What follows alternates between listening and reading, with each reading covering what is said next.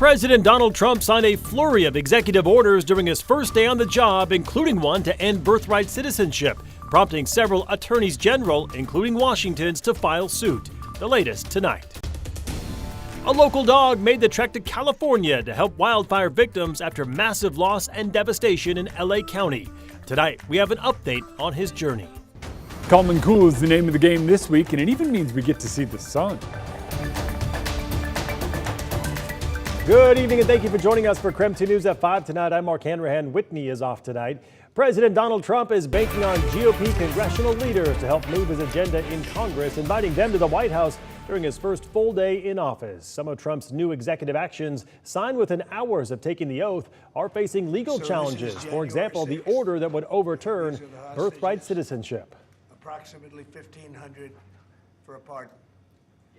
Another executive order reclassifies portions of federal workers to be considered at-will employees, and the National Treasury Employees Union filed a lawsuit Monday evening in opposition to that.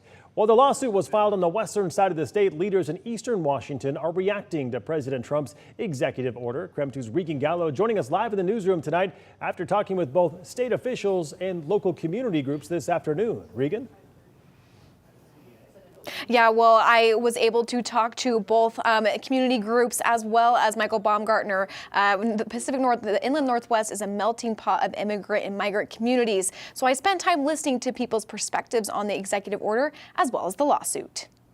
Right, citizenship makes clear that citizenship cannot be conditions on one's race, ethnicity, or where their parents came from. Washington State Attorney General Nick Brown made his stance clear on United States citizenship. What's not in the Constitution is anything saying the president has the authority to decide who is granted citizenship. Although I spoke with Congressman Michael Baumgartner, who is still in Washington, D.C. following President Trump's inauguration, he says it's not out of the question for the president to challenge the 14th Amendment based on its origin. That amendment was put in to bring African Americans give them their legal rights, their true rights. It was never meant to be a way for folks to circumvent the immigration process. And during Baumgartner's campaign for Congress, he was in support of stronger immigration policy. And what President Trump is doing is clearly saying that abuse is going to stop. We're going to be a sovereign nation. We're going to have secure borders. And this is just a piece of that. So I think it's very important what he's doing. KREM 2 spoke with Spokane's Thrive Center, whose mission is to bring together multicultural communities. Thrive says people have shared how they feel unwelcomed and threatened by these policies. Those of us who are born here, like myself, and those of us who've immigrated here through various channels can continue to build relationships and work together to make a vibrant multicultural community. Executive orders like the ones we saw come out in the last 24 hours don't help with that, but they don't deter us from our mission. Latinos in Spokane also told me over the phone they are working to support people by bringing in attorneys to protect those under immigration law. They encourage people to contact Latinos in Spokane for any assistance. The executive order is supposed to go into effect on February 19th. With the new lawsuit, we will continue this coverage for the latest updates. In the newsroom, Regan Gallo, KREM 2 News. All right, Regan, thank you very much. Washington's Attorney General not alone in the fight against the birthright executive order. Attorneys General from 18 other states like Colorado, Minnesota, Massachusetts, and Nevada have joined together to file another lawsuit against the order.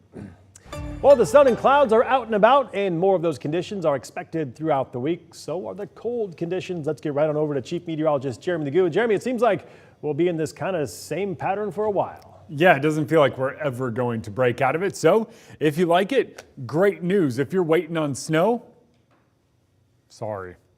It's just dry in the week to come, but that means more of the same. Tomorrow winds up looking almost identical to today, but take a look at how quickly our temperatures are dropping. The sun's been down for around a half an hour, and we've already lost a few degrees. Expect that trend to continue and us to fall back into the teens again tonight. Low teens in northern portions of the viewing area, upper teens down to the south. But yep, it's teens for just about everyone before we climb back up to near 30 degrees tomorrow. Tomorrow and today look almost identical. Seriously, almost identical in terms of sunshine and temperatures and wind, just about everything. We're doing it all again, so whatever you did today to stay warm, do it tomorrow. 32 degrees on Thursday, a little bit warmer, a little bit cloudier, and we got to talk about a chance of snow. That snow comes along another cold front, but that cold front doesn't really pack a punch. We'll talk why that is coming up in your full forecast, and that's in just a few minutes. All right, we'll talk to you then. Jeremy, thank you very much. A bill that would cap rent increases passed its first hurdle in Washington State House today. KREM 2's Shannon Mowdy breaks down both sides of the issue. We're only in the first few days of Washington's legislative session, but already lawmakers are showing that housing is going to be a priority, quickly pushing a rent stabilization bill through a housing committee. Reported out of committee with a do pass recommendation. Washington's lawmakers are taking another shot at rent stabilization. Excessive rent increases harms the very fabric and well-being of our communities. This bill is about basic fairness. House Bill 1217 would limit annual rent increases to 7% and bar landlords from upping a person's rent in the first year of a lease. It's not the first time Washington lawmakers have tried to pass such a bill. A similar proposal failed last year. Spokane renters like Matt Lagarde I think around $1,500. hope this time it sticks. Split between two people, it's kind of... For his wallet's sake. It's a lot. That's exactly the idea, say bill supporters. So people know the top amount at which the rent can go up so they can plan and budget. But opponents argue predictability won't extend to landlords, who they fear will be disproportionately penalized or even pitted in legal fights. They argue this will make the housing crisis worse. You will see a decrease in supply. This will not only cause small landlords to leave the market, it will cause big investors to leave the market. We can talk about tenant assistance. We can talk about predatory rent increases. We can talk about eviction reform. And we can talk about more supply to truly get at this problem. The bill still has a long way to go, but Lagarde hopes relief. I'm lucky because my landlord is sort of like a genuinely great person. Isn't far off. But there are people out there that I've seen situations where people are ridiculously unfair and unjust in the way that they handle tenants living in their building. The House bill will now go to the appropriations, and a companion bill in the Senate is expected to go up for public comment on Wednesday. Shannon Mowdy, KREM 2 News. And tomorrow marks the start of the point-in-time count in Spokane, where data is collected on homelessness and helps secure funding for resources like affordable housing.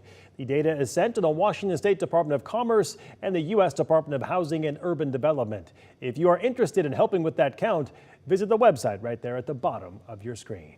And before we head to break tonight, we were reminding you the fight for the #1 spot in the AFC is this weekend, and you can watch it right here on KREM 2. The #2 seed Buffalo Bills taking on the Kansas City Chiefs, who sit at #1 right now. Kickoff set for 3:30 p.m. this Sunday. We're back in just 2 minutes.